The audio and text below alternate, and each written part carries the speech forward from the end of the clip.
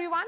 The world's largest electoral exercise has begun, and someone who wears multiple hats, from being a psephologist to an economist, and also someone who has been extremely provocative in his predictions of elections, is joining us here. This is the new book which has been written by Dr. Surjit Bhalla along with Abhinav Madhuram, How We Vote. So he's talking about India per se, not the world, because more than 60% of the world is voting. So congratulations on this book. Martin Wolf says that, of course, you're both original and provocative. They are, it's deeply opinionated, but you're also one person, economist, psephologist, who has relied heavily on research and data. You have been making predictions of all elections, and you have got all of it right. So when I started reading this book, Dr. Bhalla, I went to the second last chapter to satisfy my own inquisitiveness about Indian elections. So tell us, how is India voting? There are 2 points I would like to make as to how India votes. First, it votes on the basis of how much improvement has been in their lives, in the voter's life. So that's the basic premise behind. So it's not caste, it's not gender, it's not any of the various things that people attribute as a determinant of one's voting. It is precisely what Bill Clinton had said in 1992, is the economy stupid? Yes. So and the data, really Indian data as well as international data, but this book is about Indian elections, really substantiates that observation. So look at how the economy is done if you want to get a good bird's eye forecast of how the election is going to turn out. So this is the book for you. Since you say that it's about individuals and how their lives have changed. Yes. That's the phrase that you used. Prime Minister Modi and his government say that 80 crore Indians are getting free ration. Yeah. Then how has their lives really improved? And you have also been one of those economists who has done research and has been extensively quoted as saying that a significant percentage of India's population has moved away or risen from their below poverty line. 2 very good questions embedded in that one question. First, what we say is that because of the significant improvement in their lives, that only less than 1% of the people, that's about 14 million people, are really poor by our old definition of poverty. And we then go out of our way to say that, look, we have developed, improved. The lives have improved, the economy has improved, per capita consumption has improved. So we should raise the poverty line so that in some sense maybe a quarter of the population is considered poor. So poverty is relative now, no longer absolute. And I'll come to your second part. So first, the poor will always be with us, just like the rich will always be with us. So it depends how you define the poor. Who are the poor? And we use the definition, which is the World Bank definition, of $1.9 per capita per person, so per day. And we're suggesting that it should be close to doubled in order for us, because of the improvement in our lives and the economy, we should raise it. Now to your important question about 800 million people getting free rations of food, and you're absolutely right, that doesn't fit with most definitions of that you're poor. Or that if they are getting free rations, they must really be needing the food and they must really be poor. So how are we make up the gap between 14 million, which we think, and maybe perhaps even 100 million by a much larger poverty line, and the fact that 800 million people get free rations? The source of that is the Food Security Act, which was passed in 2013. And indeed, in my last chapter, I point out that we need to revisit the who gets free food. We need to reorient our thinking. You know, a lot of what my conclusions in this book are is, dunya, you know, we have changed. The economy has changed. Let us proceed with what the economy tells us today, rather than go with whether it's the MSP that was invented or brought into play in the late 70s or the Food Security Act. We need to reorient our welfare expenditures. We need to reorient who gets support by the government. And this was talked about by Mr. Modi in terms of freebies. But I think we need to redo our food security law and come up with a different version than the fact that, you know, the Food Security Law of 2013 said the following: 75% of all rural Indians, the bottom 75%, should get free food. And 25 and 50% of all urban Indians should get free food. Now, either you go along with that, which is what Prime Minister Modi has done, and made it effective in terms of, because of fintech, etc., that the transfer of food is really happening without much leakage. So he's doing as good a job as possible. But we as a society, we as a people have to decide who gets the money. And I'm arguing... So are you of the opinion then that this 80 million should be reassessed? Do they really need it? Yes, it should be. No. I'm quite convinced that 80 million do not need it. Okay? So I'm saying you determine who, the 800 million, who should get the money and give them more money. So in other words, it's much better that the bottom 200 million get food and get much more. Than the entire... Than 800. Why are the rich or the middle class people getting free food? Okay, Dr. Bhalla, another assessment which has been done recently by CSDS is that job and unemployment are major concerns of people in these elections. Yeah. If job and unemployment are major concerns, then are we to believe that there is a case of unemployment, and all those arguments that have been made by you and others in the context of EPFO doesn't really hold? Yeah.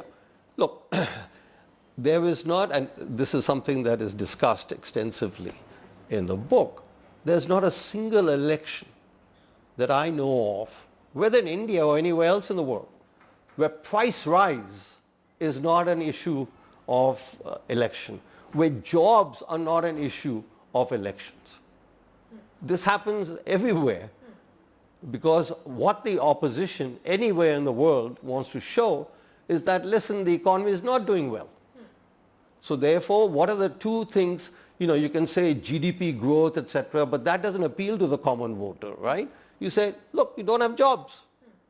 Now, who's there to prove that you don't have jobs? And I'll come to that in a minute. So therefore, around the world, politicians say, you know, inflation is too high, there are too few jobs. If we now look at the unemployment rate, exactly what you're referring to, of basically people between the ages of 18 to 29, it is much lower. It is about 4 percentage points lower than it was in 2019. So therefore, we should get more votes. So how are you saying that unemployment is a problem? And another point I want to make, Mara, is that throughout in my career, I've said that always look at the delta. The delta is shorthand for change. It's a technical symbol for change. Look at the change. If you look at the change, there are less percentage of people unemployed today than there were in 2019 at the time of the last election. Okay, so let me come back to elections again. And one of the concerns certainly is if you say that it's about a person's overall life, if it has improved, then jobs, unemployment, they are not issues for you, according to you? Yeah, not according to me. They're not. That they have, the improvement has been in jobs, the improvement has been in inflation, less inflation. So therefore, there's still inflation, there's still unemployment, But that doesn't conform to the delta rule that you look at the change. But still, if CSDS is saying that is the dominant issue in this election? And therefore, I am saying, ask CSDS, was there ever an election where they said the jobs were not an issue? Was there ever an election? You can look at all the forecasts, all the assessments of every election taken place. Jobs is always a problem and inflation is always a problem. So if that is the case, then the elections would be about sentiments and emotions. No, about improvement in people's lives. If I have seen my life improve, so when I go to the voting booth, I'm looking at, has my life improved? And has it improved more than it improved in the previous 5 years? So then, Dr. Bhalla, let's break it down further. According to you, Ram Temple is not an issue? I don't think it's an issue. Mr. Modi's own personality as a decisive leader is not an issue? That can be an issue. I'm just saying the economy is the dominant. I do think leadership is important. Absolutely. Okay. So let's come to another data which you have put out in this book, in which you talk about swings, in which you have calibrated as 3%, 5%, 7%, plus and minus, if it happens in the case of BJP, pro-sentiment and anti-sentiment. Even in the best case scenario that you give of plus 7%, the BJP is touching only 347, not 370 which the Prime Minister spoke about on the floor of the Parliament. Yeah. So look, everybody is allowed to have a forecast. My forecast is that based on the evidence available and statistical probabilities, they should get somewhere between 330 and 350 on their own. This forecast is just BJP.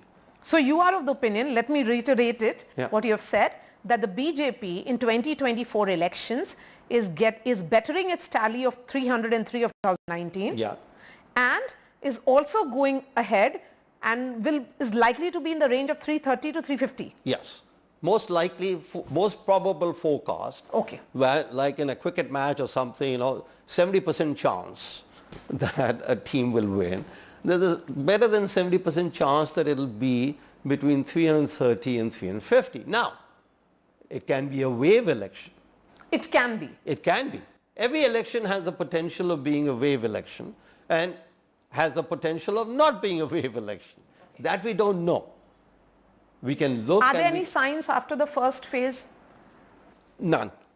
The first phase, very hard. I would never make a forecast based on the first phase, but it's an important question people are thinking about. And what I did is looked at the turnout.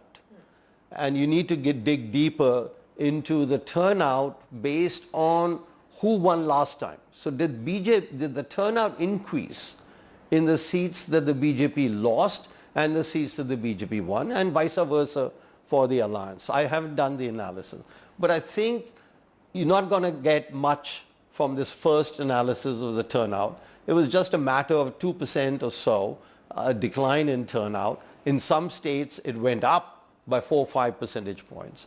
Much ado about nothing as far as the first phase is concerned. I wouldn't derive any lessons from it. Okay, so what is the best case scenario for opposition? Because you also say India, pro-sentiment, I mean, if it's plus 7%, they are still not crossing the halfway mark. Yeah, I think it's an important, what I also discuss in the book is what perhaps went wrong with the alliance. Because it depends on leadership, as we said, and the economy. The economy is not really helping the opposition, much as the CSDS and others would have. Inflation is high and unemployment is high or whatever. So I'm just looking at the actual evidence, not people's guesswork of what the evidence is. I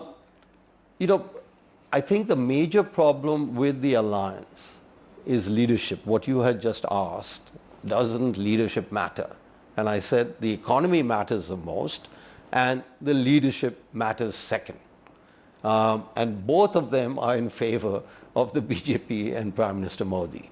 So if the opposition had selected a leader who could have a mass appeal or even approximating half the appeal that Prime Minister Modi has, then I think it could be a contest.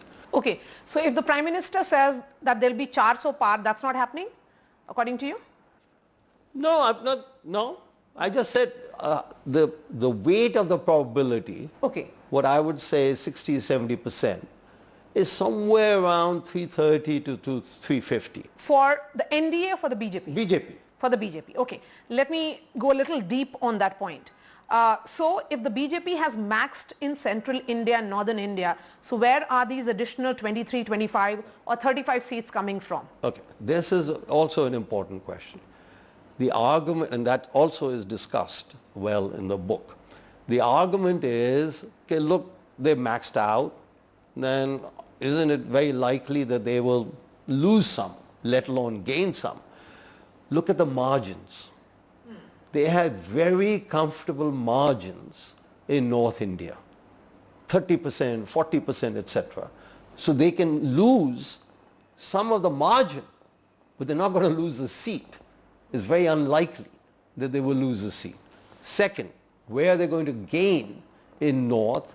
Now that's UP, etc. If you look at the state elections, there is room to grow for the BJP in North India by looking at the election results of the states. As I said, that the weighted average gain in terms of vote share for the BJP in the state elections is about 5%. That's not small. So therefore, they can. Now, what the BJP also understands, more than I do, more than you do, so they understand it very well, they need to make forays outside of North India. And South India is their major target. Yes. Karnataka, they are pretty much maxed out. Yes, as 25 seats. Yeah. So it's Tamil Nadu is a big one. Do you think Tamil Nadu? No, I've been watching as a political nut or whatever you want to call it. I've been following the Tamil Nadu election very closely, and both from the opposition side as well as from the PM Modi side. And I think I wouldn't be surprised if in Tamil Nadu, of all places, they gain somewhere between 5+ seats, the BJP, from 0. So you're saying Tamil Nadu, there is a possibility of 5 seats? At least. 5+? Yes. 5+ in Tamil Nadu, okay.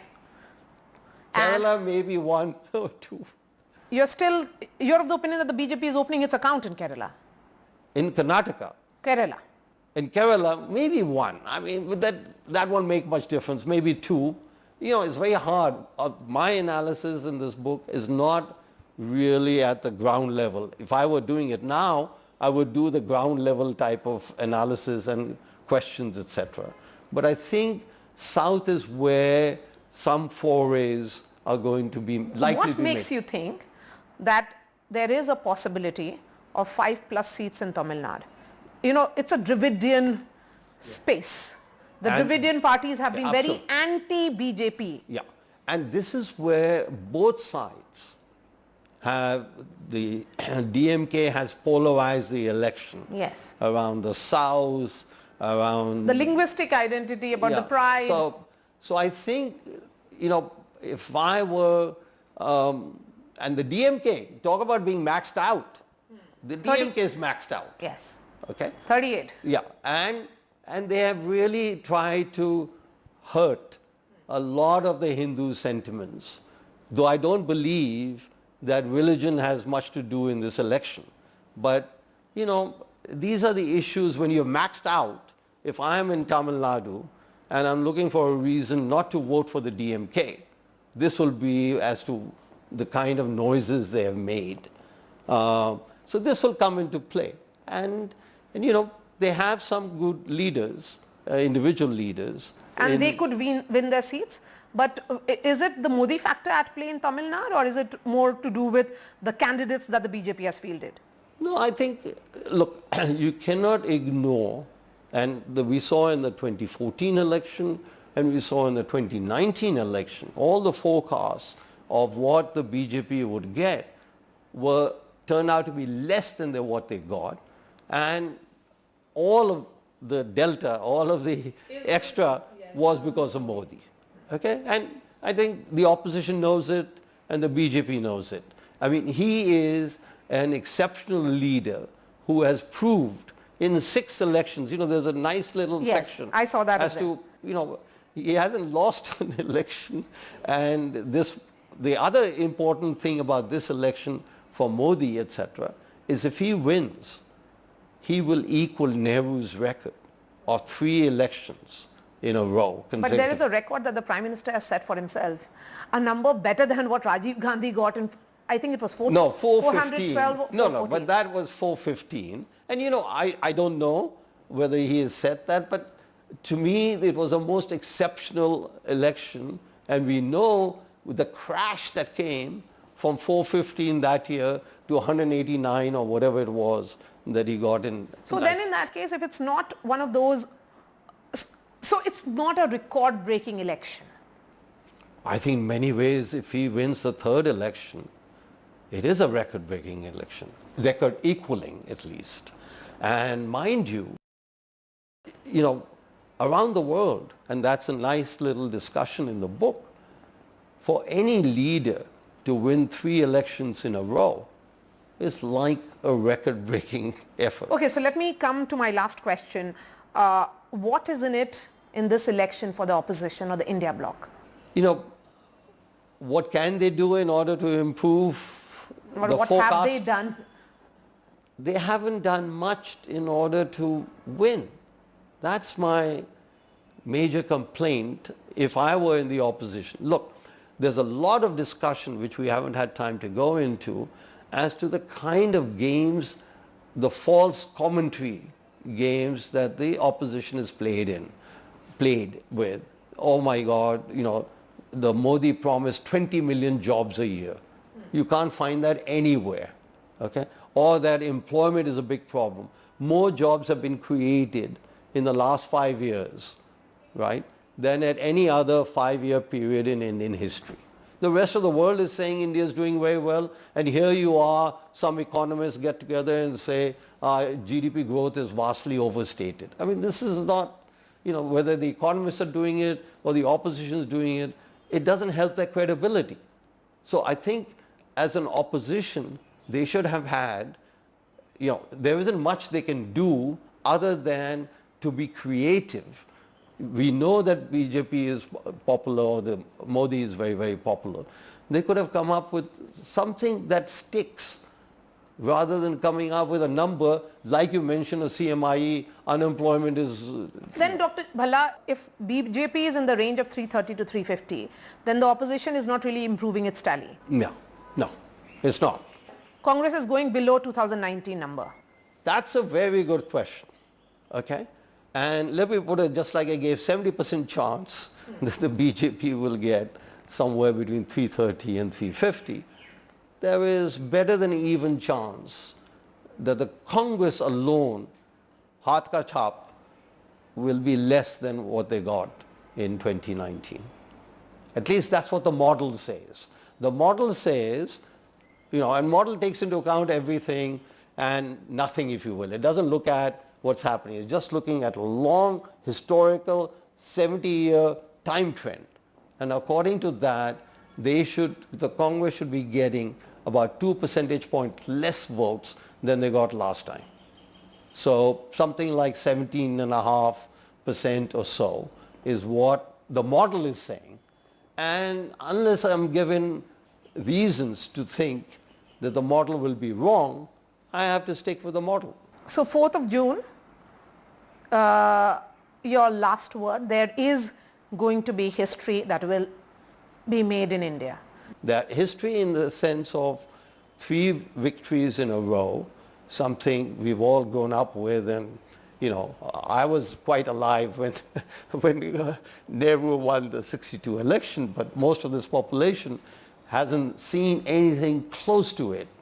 So I think in that sense history, and I think in terms of growth rates, we are already creating, in terms of economic performance, we are already creating history. So I think political history should follow economic history sooner or later. Dr. Bhalla, Thank you so much for speaking to NDTV. And for all the viewers, this is the book. It has some very fascinating graphics and data to deep dive into anybody who is looking at understanding these elections. It's data-led and perhaps the best way to understand an Indian voter. So thanks so much for speaking to us. Thank you very much for having me.